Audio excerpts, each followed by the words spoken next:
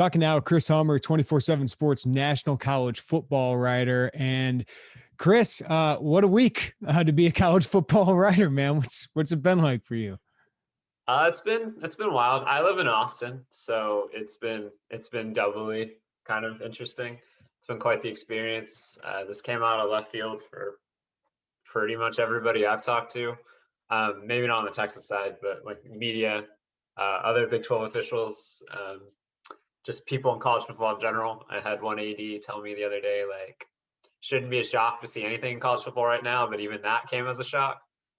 So it's been a wild week, and then I also deal with like transfer portal and a lot of other things here. So it's been a mix of just craziness. So what is the reaction for Texas Longhorns fans in Austin? Like, are they excited? Are they bummed? Is it a mixture of both? I think it's mostly excitement. I think generally the idea is Texas fans are in here like we could play Kansas and Kansas State every year at home, or we could get Tennessee and South Carolina maybe, or Georgia and Florida, or whatever the SEC schedule is going to look like. So from that perspective, I think people are excited. Recruiting is going to get better. I don't think anybody questions that at Texas if they win, of course, which is another task for the Longhorns recently. So I think from that perspective, there's a lot of excited fans. Money's going to be flowing in. Never has stopped at Texas, but there'll be more of it. I think there are a couple concerns about competitiveness, but I don't think if you're Texas, you can be scared of that type of thing. You kind of have to embrace the challenge. So we'll see if they can finally put together a decent run, because it's certainly going to be a difficult runway in the SEC. So I'm having flashbacks to the early 2010s, like EDM is pumping on the radio and LeBron's on the Heat, and no one knows who's playing in what conference. And, Texas at that time, there's some rumors about the Pac-12, but Texas kind of always been the Big 12, right, with Oklahoma. And so it just begs the question, why are Texas and Oklahoma leaving the Big 12, Chris? It's, as I understand it, it's not really about the Big 12, and I guess it is in part. I think it comes down to money. I guess I should start with. The Big 12 distributed, I think, the third most per conference, Power 5 conference recently. I think it was like $36 million per school. The SEC, with their new deal with ESPN, is expected to be closer to 55, 60, especially when you bring in Texas and Oklahoma to that. So you're talking about a $20 million difference, which is pretty significant. It's a big reason why Mel Tucker, for example, is at Colorado, or went from Colorado to Michigan State. Michigan State was able to pay him like $4.5 million a year, and Colorado can only offer like $3 million. So the Pac-12 makes significantly less money than the Big Ten, and it makes a difference on the field. And I think athletic director Chris Del Conte at Texas and Joe Castiglione at Oklahoma are trying to be forward thinking with that. They have the extra money in the SEC, and then there's also going to be long-term stability. We're heading towards a time of quite a bit of movement in college athletics. We're already seeing it, NIL, transfer portal, the Alston ruling at court, and many other things that are happening in college athletics right now. Being in the SEC, which I think unquestionably with Oklahoma and Texas is the top conference in America right now, gives them long-term stability and can kind of allow them to weather whatever storm comes next. Yeah. So the money, obviously, and that's where the Big Ten's been in a good spot. The SEC, obviously, in a good spot. But I was going to ask you, why is this happening now? Like, how much does all these other things, Alston, NIL, the pandemic, all of that, like, how much does that play in a factor here? I think it plays somewhat. I guess I should be more specific. I didn't do a good job explaining this. So the Big 12 grant of rights is up in 2025. Earlier this year, it wasn't treated as a big story, but the Big 12 went to some of the partners like Fox and ESPN and was essentially like, hey, can we renegotiate early? Those networks declined to kind of redo the deal, which lends to some instability. That's probably not the right term there. When the Big 12 goes up in 2025 to renegotiate those rights. There's no guarantee they're going to get more money, essentially. Texas and Oklahoma, I think, saw that. They read the tea leaves, and then they decided to make the jump. They decided to reach out to the SEC, and that's, from my understanding, that's how that worked. It wasn't the other way around. And now they're headed to the SEC, and I do think things like Alston do matter in the situation. You can make a pretty strong argument that, especially after this move, Greg Sankey is the most powerful person in college athletics. And we're going to see college athletics change. I don't know if the NCAA is going to go defunct. I don't think that's going to happen. It's a pretty powerful institution, but I would not be shocked to see over the next 20 years pretty significant change in the structure of college athletics. And I think the SEC is set itself up to be a leader in that charge and to kind of put yourself in that group of teams as two of the most historically significant programs in the conference. I think matters to the athletic directors of Texas and Oklahoma and their presidents as well. So that's why you've kind of seen them set up with that move. Yeah, I think we all go towards, is the Big 12 going to survive? But let's go on the flip side. Like for the SEC, what a coup, right? I mean, what does this do for them moving forward? They're richer. I mean, like, that's what it is, man. Like, I don't know if they're going to be able to renegotiate their ESPN deal, but I certainly would if I was Greg Sankey. I'd be going to the table and be like, hey, like, we got two of the best programs in America, two of the richest programs in America, two of the most in-demand programs in America. Let's make some more money out of this. And I wouldn't be shocked if ESPN shells out another $10-15 million a year for those two schools. I'll be interested to see what happens with the Longhorn Network. Our colleague Chip Brown reported earlier today the $150 million remaining on that deal might actually be used to buy Texas and Oklahoma out of their current contract. It'll be interesting. The Longhorn Network is going to go away, I'm sure, with all of this. But for the SEC, you add two of the biggest brand names in American college athletics, and that's a huge thing. And when you're talking about a 12-team playoff potentially here in a couple of years, like I think the SEC just basically locked itself up 4 spots a year at a minimum. So Chris Hummer, can the Big 12 survive this? It can. They're going to have to act really aggressively to do so. A lot of the Big 12 schools now are exploring their options. You're going to, depending on the party, you're going to see different things. Like Kansas State is very invested in keeping the Big 12 together. Kansas State's probably the least attractive program of the remaining 8. But teams like Kansas, teams like Baylor, Iowa State, Oklahoma State, they might have some more options. TCU, another potential option. I think I've heard Pac-12 rumors about them, Pac-12 rumors about Baylor, ACC rumors about Baylor, ACC rumors about West Virginia. Like it's flying all over the place. But I think there's a scenario where the Big 12 can be aggressive and they could add members kind of in their eastern flank. You could add Cincinnati, UCF, Memphis, schools like that bring a lot to the table. Because I think going forward, one of the most important things is those schools might not be traditional powers, but you're looking for programs that have a large alumni base and especially a large active and young alumni base, those that will purchase streaming subscriptions, those that will allow your conference to reach more living rooms, not in the traditional sense of cable, but through streaming. So there is an avenue where the Big 12 adds 6 teams, they get back to the 12 number, and they're still a relevant conference.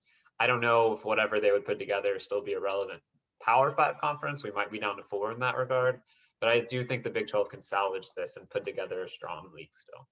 So it feels like everybody outside of Texas, Oklahoma, and maybe some people at the SEC were shocked by this across the country, Chris. So the Big 10, the Pac-12, the ACC, how does this impact them right away? Like if you're in those offices, what needs to happen? I think it depends on the league. If you're the Pac-12, I think the onus is on you to be aggressive in expansion. That league needs a kickstart. The Pac-12 network certainly needs a boost. You have 12 teams already. Like you're going to see a 16-team league in the SEC. Like you have room to expand. If I'm the Pac-12, I want to create a Texas wing. I'm adding TCU. I'm adding Texas Tech. I'm adding Baylor. I might add Boise State or whatever team you want to, Colorado State, what have you. Like I want to be aggressive. It's a little more complicated for, I think, the Big 10. I think the Big 10's natural partners would be Kansas and Iowa State. I know they're both research institutions. And if you're going to add them, I think they both bring something of value, especially Kansas with basketball. That is a program you can build a product around, essentially. You can bring in extra revenue streams from. And Iowa State, if Matt Campbell stays there, I think is a long-term interest to football. And getting the Cy-Hawk rivalry in the league, I think would be really fun. The ACC, I think, is really complicated. Their television contract is really prohibitive and restricting. I think it goes through like 2034 or something like that. And unless they bring in a Notre Dame type team, they're not going to be able to add more to that contract. So that means instead of splitting it 14 ways from a revenue perspective, they're going to be splitting it 15 or 16 ways. And I don't know how attractive that's going to be to teams in that league right now. So while it might sound nice to add West Virginia, like I don't know if West Virginia adds to your revenue pot, it might take it away. So they're kind of in a sticky situation unless you can assure yourself of Notre Dame. So that's kind of the layout from what I understand now, just talking to people at this moment, but obviously it's realignment, so anything can change in a second.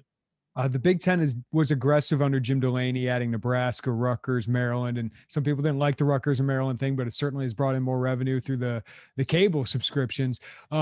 So Kevin Warren, this has not been a great first year and a half for Kevin Warren as commissioner of the Big Ten.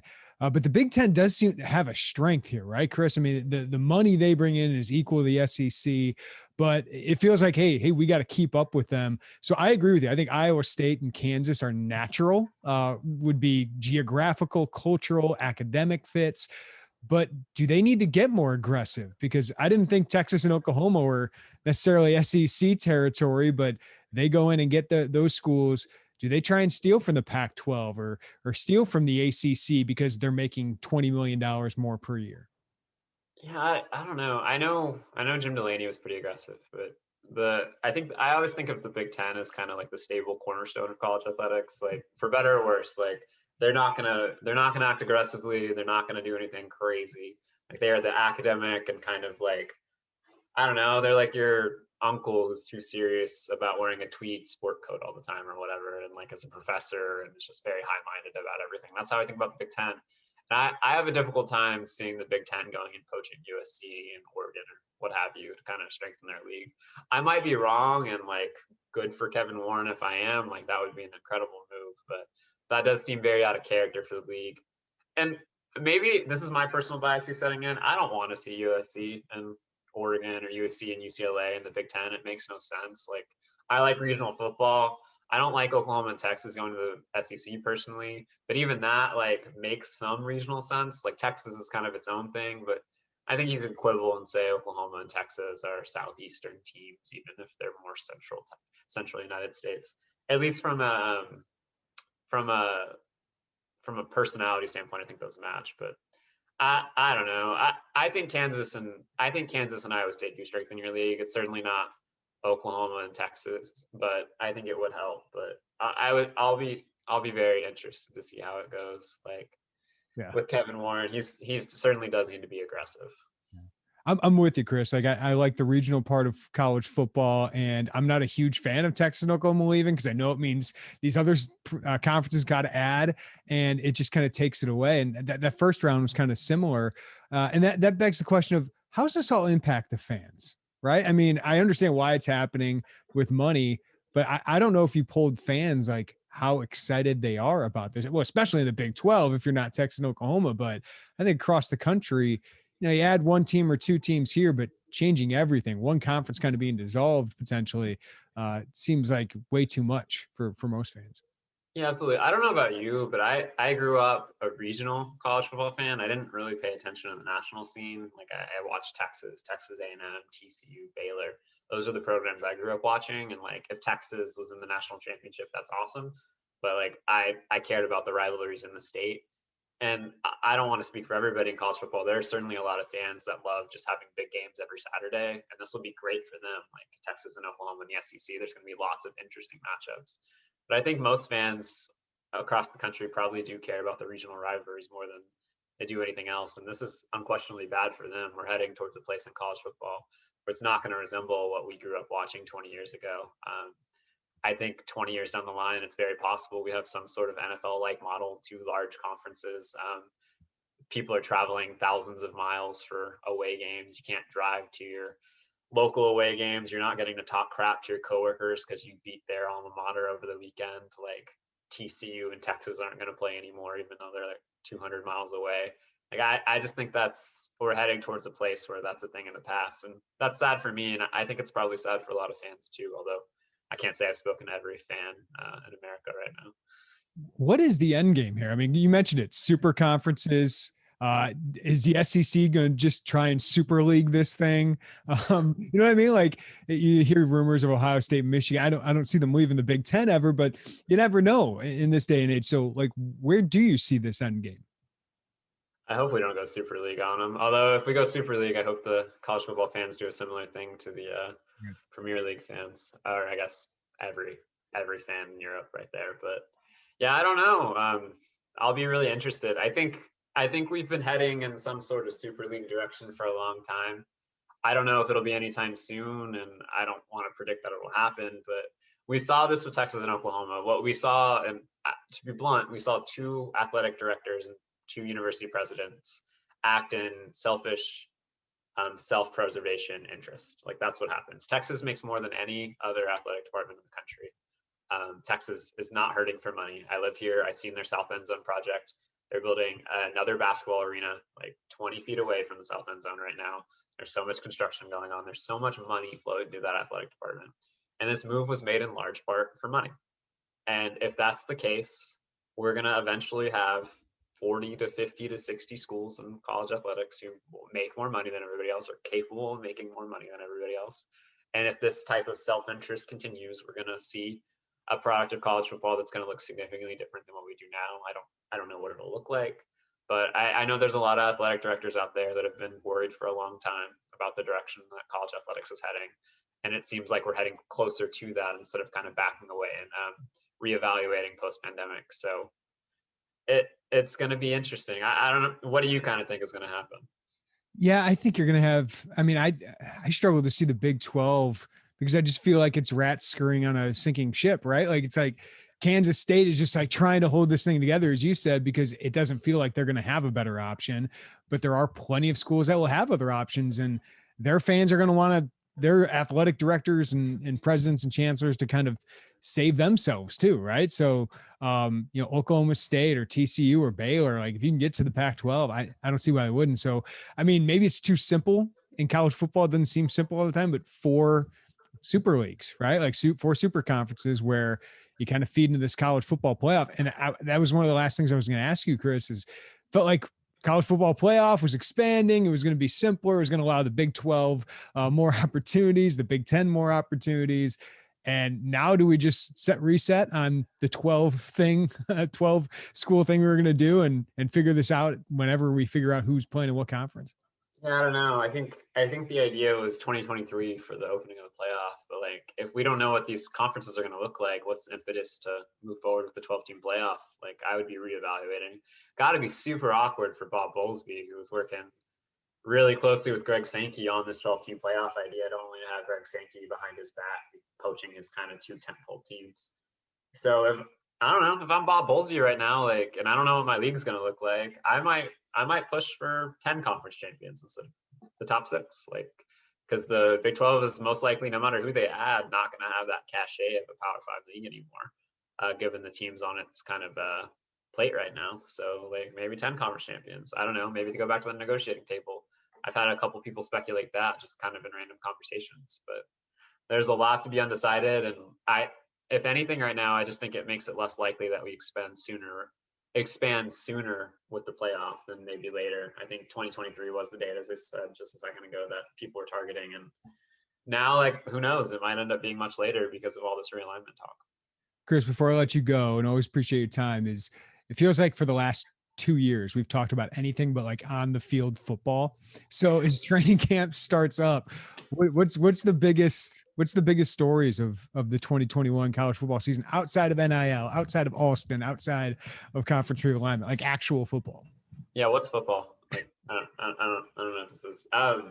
Yeah, that's a great question. I don't think I've written an article about football in a while.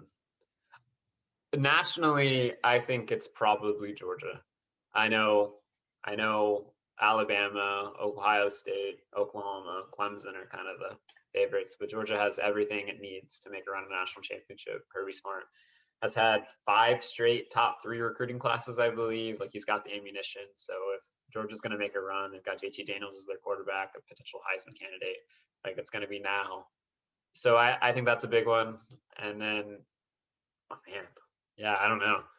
I need to get into preseason magazine season is what I need to get. I think I'm getting a more specific question, but yeah, I look at Georgia, and then I also look at this as kind of the year of the California quarterback, if we're going to be honest. You're going to look nationally. You've got JT Daniels at Georgia. You're going to have CJ Stroud at Ohio State, DJ Uiagalelei at Clemson. You're going to have Bryce Young at Alabama, and then Matt Corral at Ole Miss. And I'm probably forgetting 1 or 2 quarterbacks as well. Dorian Thompson-Robinson at UCLA, not quite on that same level. But I do think this is the year where we see California quarterbacks take over nationally, and they're going to dominate the conversation. Well, Chris, thanks for letting us sort through this thing, or at least get some thoughts out there on it, because it's a world. I don't know if I sorted through anything, and I apologize to your audience. I don't know. I don't know if anyone outside of Texas and Oklahoma and the SEC have sorted through all of this. So we're all with them right now. But Chris, appreciate your time, man. Yeah, absolutely. Thanks so much for having me.